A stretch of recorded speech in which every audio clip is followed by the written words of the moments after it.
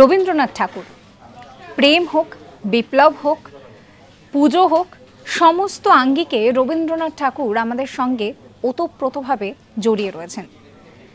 তিনি তার একটি রচনা উৎসর্গ করেছিলেন নেতাজি সুভাষচন্দ্র বসুকে। যে রচনার কথা বলছি সেটি হচ্ছে তাসের দেশ। রবীন্দ্রনাথ ঠাকুর বরাবরই বিপ্লবী মনস্কা ছিলেন এবং তার এই লেখনীর মধ্যে দিয়ে সেটাই ফুটে উঠেছে। 1933 সালে এটি প্রকাশিত হয়।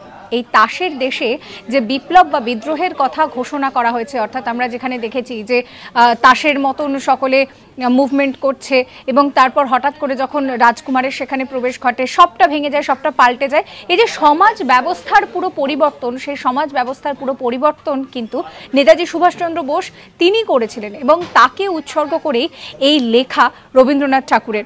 এবং এই যে নাটকটি, এটি কিন্তু পরাধীন ভারতবর্ষে একেবারে বলা যেতে পারে যে মুক্তির দূত হিসেবে এই নাটক সামনে এসেছিল এবং এই তাসের দেশ এখনো পর্যন্ত বিভিন্ন জায়গায় বিভিন্নভাবে প্রাসঙ্গিক রয়েছে।